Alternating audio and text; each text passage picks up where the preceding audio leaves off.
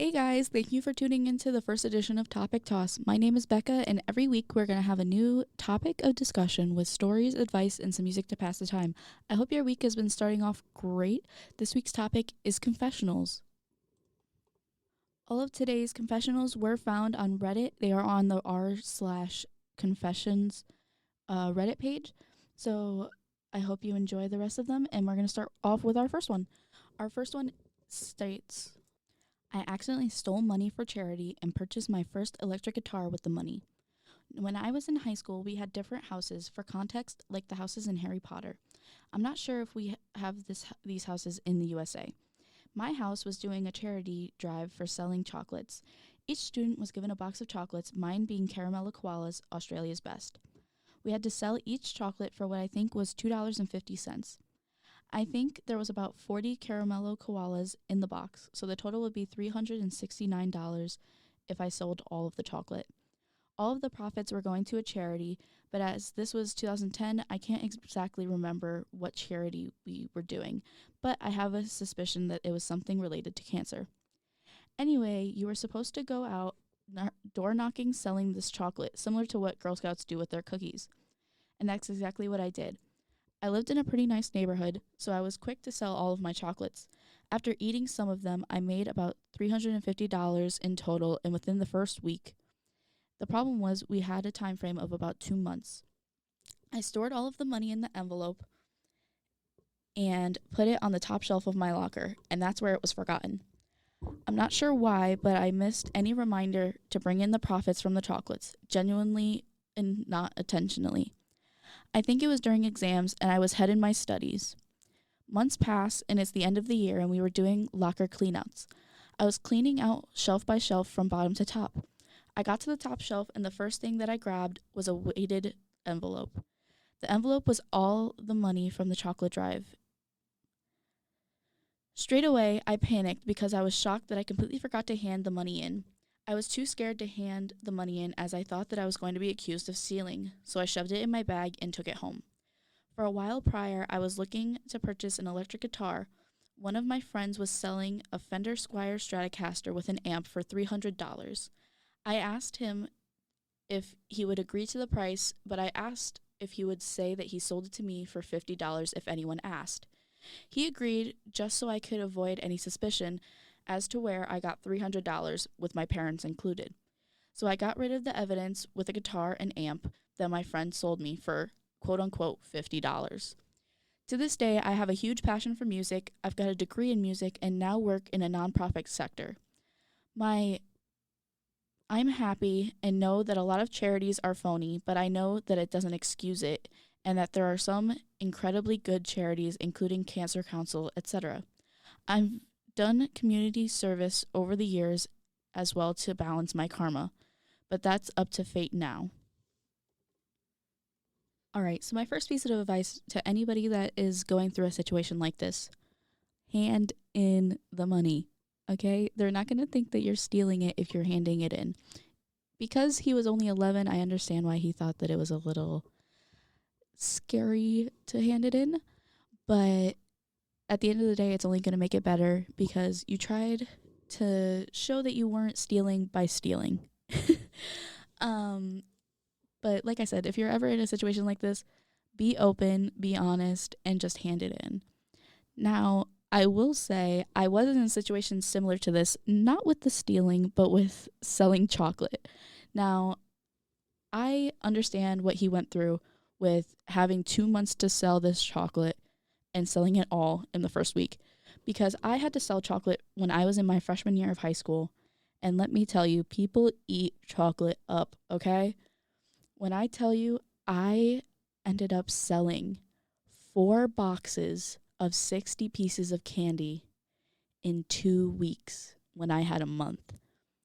Now, the money was not going to me, it was not going to charity, it was going back to our school, actually. And it was for like our school band. But at one point my teacher looked at me, he was like, listen, we don't need you to keep selling this chocolate. I don't know how you're doing it, but it's okay. We don't need it anymore. So I do understand that. But like I said, it's better to be open and honest than to keep doing something bad just because you don't want to get in trouble. Um, but I will give it to him because I think he said he was 11. So I'll give him the benefit of the doubt for that. Now, because this is the first episode, I'll let you guys know what we're planning to do for this little show of ours. What I plan to do is give you guys a story, give you some of my advice, maybe even talk a little bit about things that I've gone through, and then I'm going to give you guys some music to listen to. So hopefully you enjoy the next song that's going to start and continue to listen after. All right, so the song that I'm dedicating to him is Hotel California by the Eagles.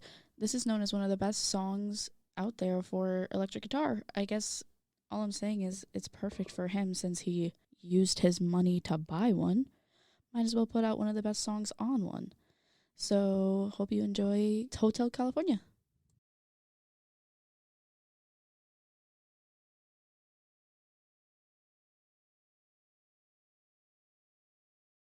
Welcome back. Now for story number 2, we have I'm running away today and leaving everything behind. I, a 31-year-old man, am married to a 29-year-old woman. We've been together for 10 years now and been through a lot of rough patches, but always we make it out on top. We have a 1-year-old and she's beautiful as can be. My wife and I fight a lot. I yell, curse, and never have anything nice to say. I don't know why I am this way. I truly don't deserve her, which is why I feel we argue, and I think she feels stuck with me. I show love by what I can provide for my family, while she shows love by how she can care for our family. We see things on such a different level, I don't think it will ever work. We've been through years of therapy, and yet I still don't think I will ever work out. I'm numb to the feelings and really don't have any care for people. Backstory. I started an IT company when I was 20 and grew it to a very successful company. I won't go into details, but if I chose to never work again, I could. Well, one of my workers, a 34-year-old woman, and I started talking, and it led to an affair which I've had going on for the past year and a half, which ultimately led to more women that I've had affairs with. I have no feelings for these women, just enjoy how they don't seem to have feelings for me. My wife has zero clue, but I cannot keep lying to her and I can't bring it upon myself to tell her. I work so much, my daughter doesn't even know who I am. I easily work 80 plus hours a week and I lay her down when she goes to bed, but that's about it. I have set up her future so that no matter what my decision is, she will be set for life and will never have to work if she so chooses. I've contacted my lawyers about 2 months ago and set up my company to go majority in my wife's name and a small percentage in my daughter's name, against my lawyer's advice. I bought some assets for my daughter that my wife doesn't know about, and the profits of those assets will be put into a bank account that she has access to when she's older. I promoted one of my top workers to be the CEO and feel he will do a great job in the role so my wife won't tank our company. I took a little bit of money out of the company and plan on getting out of the country and starting a new life in about a week. I'm informing Reddit about this because I watched this thread on Snapchat a lot, and they seem to give good advice on stuff like this. This is not my wife's fault nor my daughter's fault, but I feel if they don't deserve me and how I act and who I have become. I'm giving them the option out that they deserve before hurting them any further. Update. I confronted my wife with some advice from this post, and the comments are right. Just leaving was not the answer. We both are in agreement with the decision, and we think it's best for our family. I said we argue, and our arguments normally end in her telling me to just leave. We moved her parents into the house right next to ours around a year ago because of how absent I was and she wanted help. We discussed that an absent father was a better option than one that neglects her. She thanked me for my decision and how we talked about the situation. She did, on the other hand, ask that if I leave, that I will stay gone, as we don't want confusion later in life, and I agreed. I don't know what she will say about me or what happened, but honestly, I don't mind. I know in the future I will most likely come to regret this decision. This could be the biggest mistake I could make, but as far as right now, I don't see that. I see the damage I'm already doing in my house and feel they both do not deserve this. Now, I don't know how much advice I can give to this because I've never been in a situation similar to this, but I will say I feel very bad for that child. I hate for her that she's going to have to live a life without her father. And I hate even more that she's never going to know about him, because with her parents both agreeing that they were never going to talk about him, it just shows that she's going to know nothing, which is the saddest part of it all, especially since you can tell by the way he set everything up for her that he does care about her. So just hearing that, it's almost all for nothing is really the saddest part of it all. He did mention that he wasn't the best at grammar, so if there was any part of that that didn't make full sense, I'm sorry about that. But I did try to fix little bits here and there. So at the end of the day, I hope them all well. And at the end of the day, like I said, I just feel really bad for her. But I do feel good for them in the fact that they think that their lives are going to look up from this, and that at the end of the day, they think it's going to be better for all of their lives. All right, so after hearing this guy's story, my first instinct for picking a song for him was The Reason by Hoobastank. This is one of my favorite songs of all time, A. And B, it's so full of emotions. And in the song, they talk specifically about wanting to do better for somebody. And I feel like that somebody for this guy in the story would be his daughter. And I hope you guys can see the similarities between this song and him, and you enjoy it as much as I do.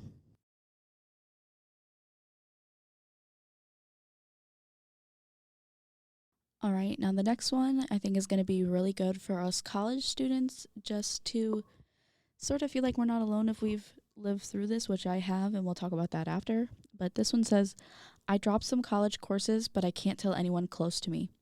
For context, my job has a partnership with an online university that I go to. My tuition is fully covered. I'm in a pathway to admissions program, meaning I'm admitted but not fully yet. I'm trying to earn the grades to reach the GPA I would have needed to be completely in. This pathway technically counts as my freshman year. So far, I've been not doing great. Not great grades, C's and B's. This semester, though, I've been doing horribly. I let myself fall a few weeks behind in one course and didn't even start the other. I'm 5 weeks into an 8-week semester with F's in both of my classes. With having my tuition covered, I can drop the course at any time and retake it without any negative effect to me. I just feel horrible that I let myself get that bad and irresponsible with my work. I used to have such a tough time in high school, and I thought taking a gap year and going to college on my own terms that I'd be able to do it. I did for a bit, but I let myself down. I dropped the courses, and my parents and partner don't even know. I don't want to tell them because they've been rooting for me the whole time. Not only did I let myself down, but I feel that if I tell them, I'd let them down too. Thank you for listening. I just needed to get this out in the open so it doesn't weigh too much on me. And there's an edit as of February 20th that says, so where I left off, I went and dropped the courses. Since then, I've talked to my advisor and she was really understanding on why I needed to. I've been going through a lot outside of school and balancing everything has been extremely hard. I mentioned to her how I struggle with a learning disability as well, pulled up my IEP from high school, and we got in contact with the accommodations office to see how they can help when I retake this course next semester. I'm going to tell my mom and partner today, hoping it goes well. Thank you all for the kind words. I feel a little less guilty about making this decision now that I've realized it was what's best. Sadly, a lot of us have probably gone through this. I know I have. Now, this is my 5th or 6th, I can't even remember right now, semester, and I should be a senior next semester, but sadly, because of my grades, I just turned a junior, so I'm one semester behind-ish, kinda. And, I did the same thing. I let myself go. I had outside forces that made me lose my focus. My motivation was gone. And I'm sure that this is something that a lot of us had to deal with, especially when we were entering college in the height of pandemic and 2020 madness. I was actually a senior in high school when the pandemic hit in 2020. So on top of losing stuff for high school, then entering college was just really weird. I had the same thing that this person did where my tuition was paid for. I had a scholarship that I was running on that I wasn't going to lose. So I didn't really have any forces that made me feel like I needed to go. So I just didn't. It was online anyways. If I was just going to take the classes in my bed, what was the point of me getting out of bed to get my computer when I could just stay in bed if I was going to be in bed anyways, So at this point, it's at that point where people get it. We all do, And I just hope for anybody that's going through this now or in the future, if you hear this, that, just realize you're not the only person that's done it. If you feel regret or whatever you feel, that's normal. And it's honestly better to talk to somebody about it than feeling the guilt of holding it in, because that's what I tried to do as well. And honestly, it just made it worse for me. And it doesn't feel good. It really doesn't. It makes you feel 10 times worse. If you had just talked about it, it would have came and went. So that's my advice. It's always better to talk to somebody, even if, you feel like you can't. You most likely can. It's probably in your head, as much as I hate to say that. But if you are in a situation where you literally cannot tell somebody, I'm not sitting here telling you to do that. Don't put yourself in a situation where you're going to make your situation worse. But if you're on that fence and you're like, oh, my parents might be upset, but just tell them. They'll understand. They've had their own ups and downs when they were, our age and growing up. It's all right. But again, we're going to go into the next song. Hope you guys enjoyed that story. And if it resonated with you, hope you can feel a little bit of our collective pain on that. But hope you enjoy the next one. Now, the song I chose is perfect for all of us current college students. We are all in the pretty same age bracket. We all know and love High School Musical. Now, because we've all probably, or at least a bunch of us have probably been through what this girl went through with college, I just got to give you guys High School Musical. We're all in this together.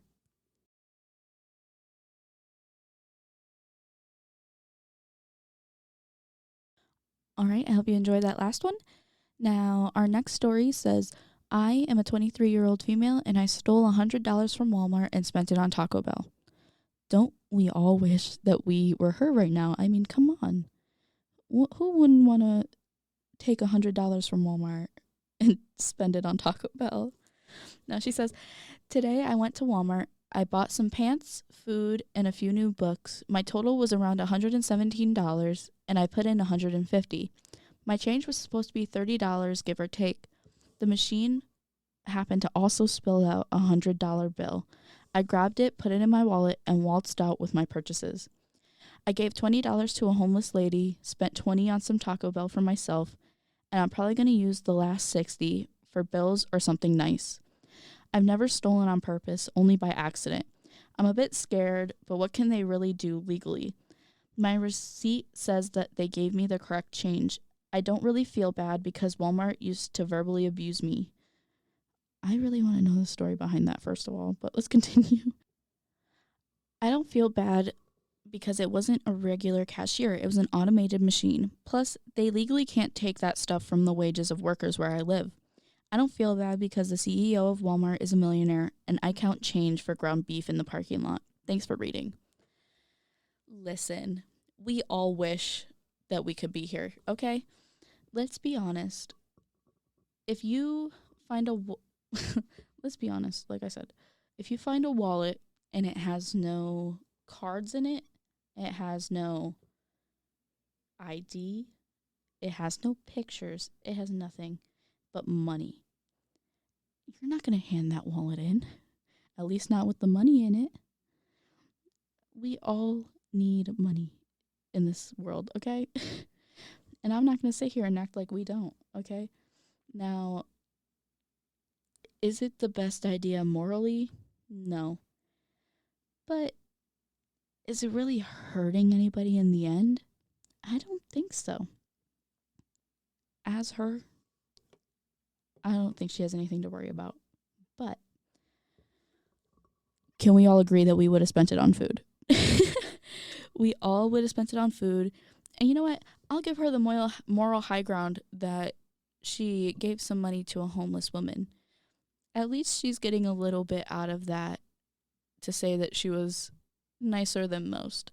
Because I know plenty of people in real life that would take that and just use it for themselves. They would not even think about giving it to a homeless person. So, like I said, I think she's doing great. She's a great character. And just the way that she spent the money makes me feel like she'll do great things in life. As I said, we all need money to live. So, what better song than Wishing to Be a Billionaire, right? So, we have Billionaire by Travis McCoy and Bruno Mars.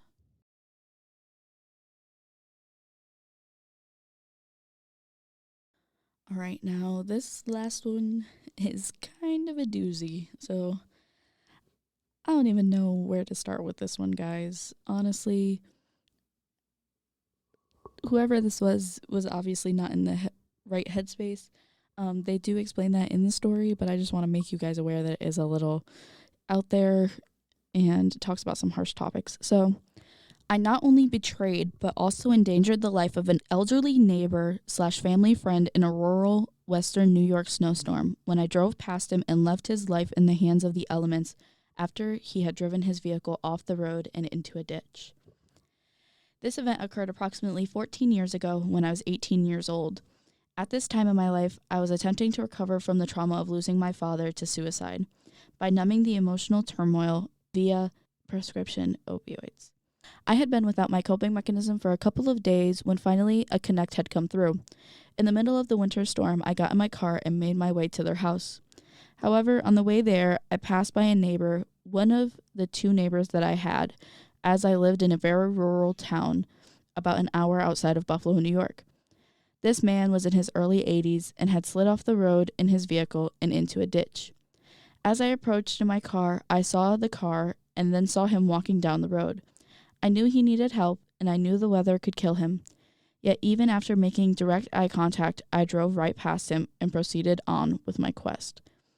The choice I had made that day still haunts me, as I am well aware that the man could have died. He did not, though.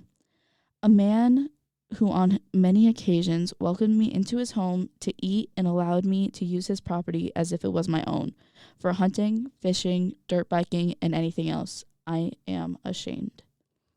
I'm not gonna lie, I'm sort of ashamed too.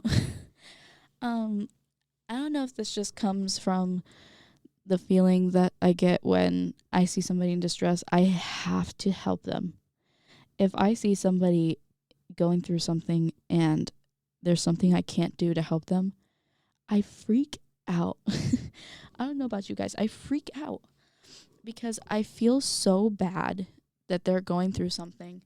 And the idea of having nothing hurts me physically because I know if I was going through something, I'd wish for somebody to help me. Especially when it's something like that. You know, they're, like they said, they live in a rural place where they know nobody else is going to come. If you live in a city, you know, people get that feeling of, oh, if I don't stop, somebody else will. You can't really do that when you're one of two other people in this place. So, especially in the middle of a snowstorm, you know nobody's going for him. That man was 80 years old, he said. Like, he very well could have died. This is not okay. I hope that I can urge anybody listening, if you are in a situation like this, or even if it's nothing like this, and you just have the ability to help somebody, whether it's life or death or not, help them. Trust me, you helping them could be the difference between, like I said, life or death, A, or B, just making somebody's day. I can't tell you how many times just somebody holding a door open for me just made my life so much better, even if it was just for that hour. That's why I'll sit there when people open the doors for me, they'll only open it if I'm like 5 feet away. If I am walking out of a door and I see somebody walking towards that door, I don't care. I will stand there for like, I don't know. If you're 20 feet away from me, I'll hold the door. People tell me all the time, like, you don't have to hold the door for me. And I'm like, yeah, I do. I do. Because you know what? I'd hope somebody held the door for me when they see me walking towards the door. So, you know what? Sir, ma'am, whoever you are, I am going to open the door for you. I'm going to hold that door for you because it's the nice thing to do. Honestly, just leading life with kindness, I know it sounds cheesy as heck, but leading your life with kindness at the end of the day is just going to make you feel better. If you're kind to somebody, it's more likely that they're going to be kind to you, okay? And you know what? If you're kind to people and they aren't kind back, they're just one of those people. That doesn't mean to stop being kind. I see a lot of people say that, and don't do that. Don't be one of those people. Don't do it. Yeah, especially with something like this, when it really is life or death, please, I'm begging you, think of my voice, think of Becca in the back of your head, and just go, man, she told me I should help somebody in a moment like this, and then help them. I'm sure they will be fully grateful. And I mean, let's think about it in this guy's point of view. If he had gone and helped this man, what would have happened? It would have been a normal day. He could have said, oh, I'm going to a friend's house to get something. Come along and then I'll drop you off at home on the way back. He would have gotten in the car and said, thank you, son. Thank you for helping me. I probably would have given him a hot meal since he said he gives him food all the time. He would have helped him out and said, thank you for helping me. That's all that would have happened. It's not like when you help a total stranger and you're like, oh my God, is this person going to do something bad to me? They don't know who I am. I don't know who they are. No. You know this man. That means you're going to see this man again. It's one thing to be a bad person to somebody that you're never going to see again in your life. It's a whole nother thing to be a bad person to somebody that you live next to when they're the only person that lives near you. Like I said, just live life with kindness. At the end of the day, it's worth it because living any other way, it ruins your time. It really does. I know. I used to live that way, but I had a very similar experience. I lost my mother when I was young. Actually, when I was the same age as him. And never in my life, even when I was at that terrible stage in my life, when I was that not nice person, would I have done something like that. So we all just need to think openly and realize that what's happening around us isn't okay. And if you're reaching that stage, you need to do something about it. Or else that stage won't just be a stage. It will be life. And life is not fun when it's like that. So to make things a little bit happier around here, I'm going to do a little uplifting song for you guys next, hopefully to get the vibes a little bit better in here before we cut out for the night. One of the best feel-good songs, in my opinion, that can bring up the vibes in any room is Somewhere Over the Rainbow, done by Israel Kamakawiwo'ole. Let me tell you, I hear this song and I just feel utter peace, which is what I hope you guys can feel. All right, well, I hope you guys had a great time with me today. This is our first little show today. Again, our topic was confessionals, but this is not going to be the topic every week. I am planning on doing different topics every week. Some may be about school life. Some may be about love. Some may be more confessionals. Who knows? But I do hope you guys had a great time listening to what I had to talk about today. I just like to chill, vibe, talk to you guys. Hope you guys listen. And I hope you guys enjoyed also the music that I found today. And And like I said, this is Topic Toss with Becca, and I hope you enjoy and listen in next week. Same time, Mondays at 1 o'clock. Thank you.